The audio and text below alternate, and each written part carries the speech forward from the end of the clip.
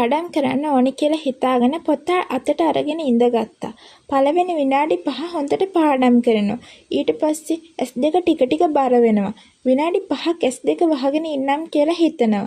S2 ඇරලා බලද්දි පැය භාගයක් ගිහින්. ඔයාටත් මේක වෙලා තියෙනවා නම් මේ වීඩියෝ එක ඔයා වෙනුවෙන්මයි. හායි ඉතින් කොහොමද ඔයාලට A-level exam එක ලඟ වෙද්දී අපිට පාඩම් කරන්න තියෙන දේවල් වැඩි. සිලබස් එක ඉවර කරන්න ඕනේ, පාස් පේපර්ස් කරන්න ඕනේ, රිවිෂන් කරන්න ඕනේ.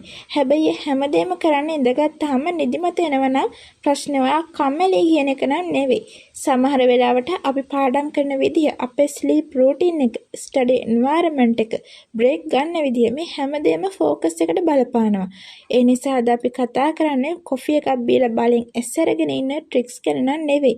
අපි බලමු A-level කරන කාලේ පාඩම් කරනකොට එන නිදිමත මැනේජ් කරගෙන වැඩි ફોකස් එකකින් පාඩම් කරන්න පුළුවන් ප්‍රැක්ටිකල් ටිප්ස් 10ක් ගැන. වීඩියෝ එක ඉවර වෙනකොට ඔයාට අදම try කරන්න පුළුවන් සිම්පල් ප්ලෑන් එකකුත් මම කියලා දෙන්නම්. ඉතින් පොත පැත්තකින් තියන්න එපා. අද මේ වීඩියෝ එකත් එක්කම ඔයාගේ ස්ටඩි රූටින් එක ටිකක් වෙනස් කරලා බලමු. ටිප් 1. මුලින්ම ඔයාගේ නිින්ද හදාගන්න. අපි මුලින්ම කතා කරන්න ඕනේ ගොඩක් වැදගත් දෙයක් ගැන. ඔයාට පාඩම් කරන්න ඉඳගත්ත හැම වෙලාවකම නිදිමත එනවා නම් මුලින්ම ඔයාගෙන් අහන්න. මම ඊයේ හරියට නිදාගත්තද? මොකද සමහර වෙලාවට අපිට හිතෙනවා මට පාඩම් කරන්න හිතක් එන්නේ නැහැ. මම ලේසි. මගේ මෙමරි එක අඩුයි කියලා. හැබැයි ඇත්තටම වෙලා තියෙන්නේ ඔයාගේ බොඩි එකට රෙස්ට් එකක් අවශ්‍ය වෙලා තියෙන එක වෙන්න පුළුවන්. A-level කාලෙදි තවත් පැයක් පාඩම් කරන්න ඕනේ කියලා හිතලා රෑ ගොඩක් වෙලා වෙනකම් ඉඳලා උදෙත් කලින් නැගිටිනවා නම් ඊළඟ දවසේ පොතත් අරගෙන ඉඳගත්තාම S2 බර වෙන එක නම් පුදුමයක් නෙවෙයි. ඒ නිසා නිදිමත නැති කරන්නේ කොහොමද කියලා විතරක් හිතන්න එපා. මම හොඳට රීසෙට් වෙලාද පාඩම් කරන්න පටන් ගන්න කියලාත් බලන්න ඕනි. හැමදාම එකම වගේ ස්ලීප් රූටින් එකක් තියාගන්න try කරන්න. රෑ ෆෝන් එක බල ඉඳලා අන්තිමට නිින්දට යන එක. උදේ නැගිටලා ආයෙත් නිදිමතෙන්ම ඉන්න එක. මේ සයිකල් එක දිගටම ගියොත් ස්ටඩි ටයිම් එකේ ફોකස් කරන්න අමාරු වෙන්න පුළුවන්. ඒ නිසා A-level exam එක ළඟයි කියලා නිින්ද නැති කරගෙන පාඩම් කරන්න නම් එපා. මතක තියාගන්න. නිින්ද කියන්නේ පාඩම් වලට බාධාවක් නෙවෙයි. හොඳින් පාඩම් කරන්න උදව් කරන තවත් එක කොටසක්. ටිප්ස් 2. බෙඩ් එක උඩ පාඩම් කරන්න එපා. දෙවෙනි ටිප් එක තමයි අපි ගොඩක් දෙනෙක් කරන මිස්ටේක් එක.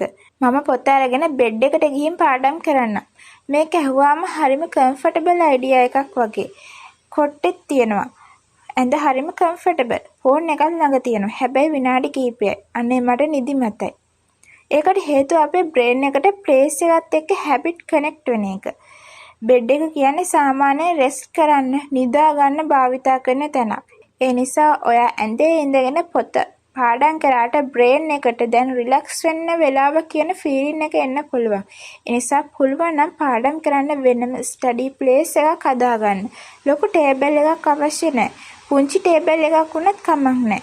චෙයා එකක්, පොත් ටිකක් පිළිවෙලට. හොඳ ලයිට්නින් එකක් තියාගන්න. ඒ ප්ලේස් එකට ගිහින් ඉඳගත්තාම බ්‍රේන් එකට දැන් ස්ටඩි මෝඩ් කියන සිග්නල් එක ලැබෙන විදිහට රූටින් එක හදාගන්න. තවත් දෙයක්. ස්ටඩි ටේබල් එකේ ඔයාට අවශ්‍ය නැති දේවල් ගොඩක් තියාගන්න එපා. ෆෝන් එක, ටොයිස්, මේකප්, ඔයාගේ කටුවට කොළ, ස්නැක් හැමදේම ටේබල් එකට තියෙනකොට ෆෝකස් එක වෙන පැත්තකට යන්න පුළුවන්. ඔයාට දැන් කරන්න තියෙන සබ්ජෙක්ට් එකට අදාළ දේවල් ටික විතරක් ටේබල් එකට තියාගන්න. ස්ටඩි ස්පේස් එක ක්ලීන් කරන එකත් ස්ටඩි සෙෂන් එකට ප්‍රිපෙයාර් වෙන එකේ තවත් එක් කොටසක්. ටිප් 3. එක දිගට පැය ගණන් පාඩම් කරන්න එපා. දැන් තුන්වෙනි ටිප් එක. A-level කරනකොට අපිට ගොඩක් වෙලාවට හිතෙනවා අද මම පැය 6ක් පාඩම් කරනවා කියලා. හැබැයි පැය 6ක් ටේබල් එක ළඟ ඉඳගෙන ඉන්න එකයි පැය 6ක් ඉෆෙක්ටිව්ලි පාඩම් කරන එකයි එකම දෙයක් නම් නෙවෙයි. පැය දෙකක් පොත ඉස්සරහා ඉඳගෙන හිටියත් ඒ අතර ෆෝන් එක බලලා වෙන දේවල් ගැන හිතලා එකම පැරග්‍රාෆ් එක නැවත කියවලා නම් ඔයාගේ ඇක්චුවල් ස්ටඩි ටයිම් එක ගොඩක් අඩුයි. ඒ නිසා ස්ටඩි ටයිම් එක පොඩි සෙෂන් වලට බෙදා ගන්න. උදාහරණයක් විදිහට විනාඩි 25ක් ફોකස් කරලා විනාඩි 5ක බ්‍රේක් එකක් ගන්න පුළුවන්. ඔයාලට විනාඩි 25ක් අමාරු නම් විනාඩි 15කින් පටන් ගන්න. ටයිම් එක දාගත්තාම මේ කාලය ඇතුලේ එකම වැඩක් කරන්න. දැන් කෙමිස්ට්‍රි කන්සෙප්ට් එකක් නම් ඒක. ෆිසික්ස් ක්වෙක්ෂන් නම් ඒ ක්වෙක්ෂන් ටික. මැත්ස් නම් ඒ මැත්ස් ටික කරගන්න. මම අද පැය 6ක් පාඩම් කරනවා කියන ඒ ලොකු ටාගට් එක වෙනුවට දැන් මේ විනාඩි 25 මම හොඳටම පාඩම් කරනවා කියලා හිතාගන්න. ටිප් 4. බ්‍රේක් එකේ ෆෝන් එකට වැටෙන්න එපා. 4 වෙනි ටිප් එක තමයි බ්‍රේක් එක ගැන. විනාඩි 25ක් පාඩම් කළා. දැන් විනාඩි 5ක බ්‍රේක් එකක් ගන්නවා. ෆෝන් එක අතට ගන්නවා. එක ෂෝට් වීඩියෝ එකක් බලනවා. ඊට පස්සේ තව එකක්. ආයෙත් තව එකක්. අන්තිමට විනාඩි 5 බ්‍රේක් එක විනාඩි 40ක් වෙලා. ඒ නිසා බ්‍රේක් එක කියන්නේ endless scrolling කරන වෙලාවක් කරගන්න එපා. බ්‍රේක් එකේ නැගිටින්න. ටිකක් ඇවිදින්න. වතුර ටිකක් බොන්න. වින්ඩෝ එක ළඟට ගිහින් ටිකක් ෆ්‍රෙෂ් වෙන්න. මුණ හොද ගන්න පුළුවන්. ඔයාගේ ගෝල් එක තමයි බ්‍රේන් එක රීසෙට් කරලා ආයෙත් ස්ටඩි සෙෂන් එකට එන එක. ෆෝන් එක බලන්නම ඕනේ නම් බ්‍රේක් එක ඉවරුණාට පස්සේ බලන්න. මොකද එක ෂෝට් එකක් බලන එක ප්‍රශ්නයක් නෙවෙයි. ප්‍රශ්නේ වෙන්නේ එකක් විතරයි කියලා පටන් අරගෙන ස්ටඩි සෙෂන් එකම අමතක වෙන එක. ටිප් 5. වතුර බොන්න. කෑමත් හරියටම තියාගන්න. දැන් 5 වෙනි ටිප් එක. මේක සිම්පල් වගේ පෙන්වන්නත් ගොඩක් වැදගත්. පාඩම් කරනකොට වතුර බොන්න අමතක කරන්න එපා. ස්ටඩි ටේබල් එක ළඟ වෝටර් බොටල් එකක් තියාගන්න. එතකොට වතුර බොන්න මතක් වෙනවා. ඒ වගේම කෑම කන විදිහ ගැනත් අවධානයක් දෙන්න. ගොඩක් හෙවි මීල් එකක් කාලා පාඩම් කරන්න ඉඳගත්තාම සමහරුන්ට ස්ලීපි ෆීලින් එකක් එන්න පුළුවන්. ඒ නිසා ඔයාට කම්ෆර්ටබල් වෙන විදිහට මීල්ස් ස්ටඩි සෙෂන් ඇරේන්ජ් කරගන්න. ඒ වගේම නිදිමතයි කොෆි එකක් බොන්න ඕනේ කියලා හැමදාම කොෆි ගැනම හිත තමන්ව පුෂ් කරන්න උත්සාහ කරන එකට වඩා මුලින්ම තමන්ගේ ස්ලීප්, ෆුඩ්, වෝටර් වගේ බේසික් තින් හරිද කියලා බලන්න. මොකද ඔයාගේ බොඩි එක කම්ෆර්ටබල් නම් පාඩම් කරන්න ෆෝකස් වෙන්නත් ලේසි. ටිප් 6. පාඩම් කරන විදිහ වෙනස් කරන්න. දැන් අපි ගොඩක් වැදගත් පොයින්ට් එකකට එමු. ඔයා ටෙක්ස්ට් බුක් එක ඕපන් කරලා පැරග්‍රාෆ් එකක් කියවනවා. ඊළඟ පැරග්‍රාෆ් එක කියවනවා. හයිලයිට් කරනවා. ආයෙත් කියවනවා. විනාඩි 30ක් ගියාම අකුරු ටික පේනවා. හැබැයි කියපු දේ නම් මතක නැහැ. එහෙමනම් ප්‍රොබ්ලම් එක ඔයාගේ බ්‍රේන් එක නෙවෙයි. සමහර විට ස්ටඩි මෙතඩ් ටික වෙනස් කරන්න ඕනේ. ටෙක්ස්ට් බුක් එක දිහා බලාගෙන ඉන්නවා වෙනුවට බ්‍රේන් එක ඇක්ටිව් කරගන්න. ලෙසන් එක කියවලා පොත වහලා මට දැන් මොනවද මතක කියලා බලන්න. තමන් ඉගෙනගත්ත කන්සෙප්ට් එක තමන්ගේ යාළුවෙක්ට එක්ස්ප්ලেইন කරනවා වගේ කියලා බලන්න. ක්වෙස්චන් ටිකක් කරන්න. පාස් පේපර් එකක් කරන්න. ෆෝමියුලා එකක් මතකෙන් ලියන්න. මයින්ඩ් මැප් එකක් හදාගන්න. ආන්සර් එක කවර් කරලා රීකෝල් කරන්න. ටිප් 7. ස්ටඩි එන්වයරන්මන්ට් එක වෙනස් කරලා බලන්න. දැන් ඔයාගේ ස්ටඩි එන්වයරන්මන්ට් එක ගැන පොඩ්ඩක් හිතන්න. කාමරේ අඳුරුයි. කර්ටන් වලින් වහලා. ලයිට් එකත් අඩුයි. චෙයාර් එක හරිම කම්ෆර්ටබල්. ඉතින් පොත ඕපන් කරාම නිදිමත එන එක පුදුමයක් නෙවෙයි. ඒ නිසා පුළුවන් නම් හොඳ ලයිට්නින් එකක් තියාගෙන පාඩම් කරන්න. රූම් එක ෆ්‍රෙෂ්ව තියාගන්න. පුළුවන් නම් ෆ්‍රෙෂ් එයා එන විදිහට තියාගන්න. චෙයාර් එකක් හොඳ රිලැක්ස් තියෙන කම්ෆර්ටබල් එකක් නොවෙන්න තියාගන්න බලන්න. ඔයාගේ ස්ටඩි එන්වයරන්මන්ට් එකෙන්ම බ්‍රේන් එකට දැන් නිදාගන්න කියන සිග්නල් එක එනවා නම් ફોකස් කරන්න අමාරුයි. ඒ නිසා ස්ටඩි කරන තැන comfortable but not sleepy environment එකක් කරගන්න. ටිප් 8. ලොකු ටාගට්ස් වලින් පටන් ගන්න එපා. දැන් හිතන්න අද මම පැය 5ක් පාඩම් කරනවා. අද කෙමිස්ට්‍රි එක පාඩමක් ඉවර කරනවා. පාස් පේපර්ස් 10ක් කරනවා. මේ වගේ ප්ලෑන්ස් අපි හැමෝම දානවා. හැබැයි ඒක දැක්ක ගමම බ්‍රේන් එකට ප්‍රෙෂර් එකක් එන්න පුළුවන්. ඒ නිසා ටාගට් එක පොඩි කරන්න. මම දැන් ක්වෙස්චන් 5ක් කරනවා. මම පේජස් 3ක් හොඳට තේරුම් ගන්නවා. මම මේ පාඩම ඉවර කරගන්නවා. වගේ ස්මෝල් ටාගට් එකක් දාගන්න. ඒ ටාගට් එක කම්ප්ලීට් කළාම ඔයාට පොඩි අචීව්මන්ට් ෆීලින් එකක් එනවා. ඊළඟ ටාගට් එකට යන්න ඒක ගොඩක් උදව් වෙයි. මේ තමයි ස්මෝල් වින්ස්. A-level journey එකේ හැමදාම achievement එන්නේ නැහැ. සමහර දවසක පැය 6ක් පාඩම් කරන්න පුළුවන්. සමහර දවසක පැය 2ක් විතරයි. හැබැයි මේ පැය 2 හොඳටම පාඩම් කළා නම් ඒකත් එක progress එකක්. ඒ නිසා අනිත් අයගේ study hours එක තමන්ව compare නොකර ඊට වඩා අද තමන් කොච්චර ඉස්සරහට ගියාද කියලා බලන්න. tip 9. ඔයාට ගැළපෙන ස්ටඩි මෙතඩ් එක හොයාගන්න.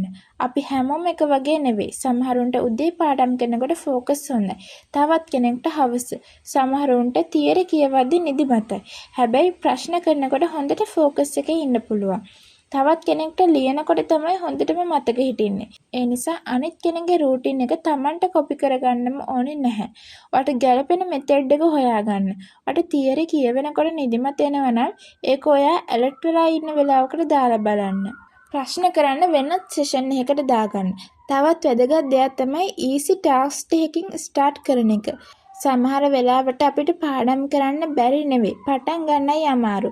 ඒ නිසා ලේසි දෙයකින් පටන් ගන්න. ටිප් 10. බොඩි එකේ සිග්නල් එක ඉග්නෝර් කරන්න එපා. අන්තිම ටිප් එක තමයි මම මේ වීඩියෝ එකේ වැදගත්ම එකක් විදිහට කියන්න කැමති.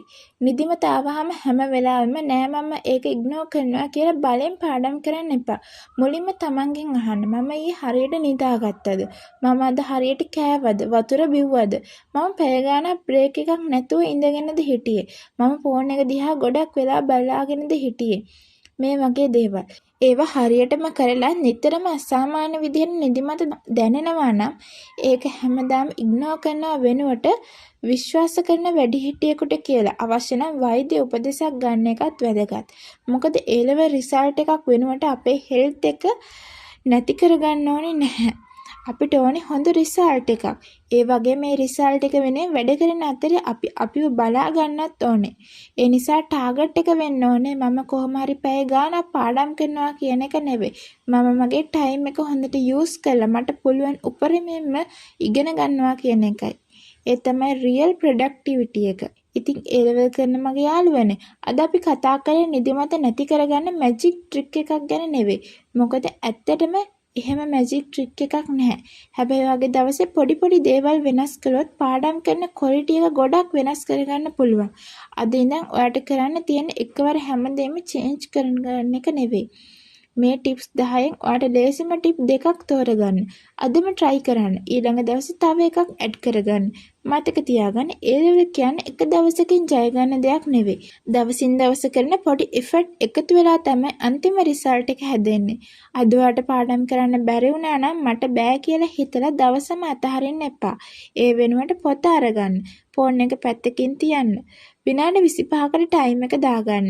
විනාඩි 25ක් ඔයාට පුළුවන් උපරිමයෙන්ම කරන්න. ඊට පස්සේ බ්‍රේක් එකක් ගන්න. ආයෙත් පටන් ගන්න. මොකද ඔයාට ඕනේ පර්ෆෙක්ට් ස්ටුඩන්ට් කෙනෙක් වෙන්න නෙවෙයි වෙන්න පුළුවන්. ඔයාට ඕනේ ඊයේ හිටපු ඔයාට වඩා අද ටිකක් හොඳ ස්ටුඩන්ට් කෙනෙක් වෙන්න. ඉතින් අද නිදිමත ආවහම මට පාඩම් කරන්න බෑ කියලා පොත වහන්න කලින් මේ වීඩියෝ එකේ ටිප්ස් 10 මතක් කරගන්න. මේ වීඩියෝ එක යූස්ෆුල් වුණා නම් ඒ ලෙවල් කරන ඔයාගේ යාළුවෙක්ට ෂෙයා කරන්න. ඒ වගේම ඔයාට දැනෙන දේ කමෙන්ට් එකකින් කියන්න. ඊළඟ වීඩියෝ එකකින් ආයෙත් හමු වෙමු.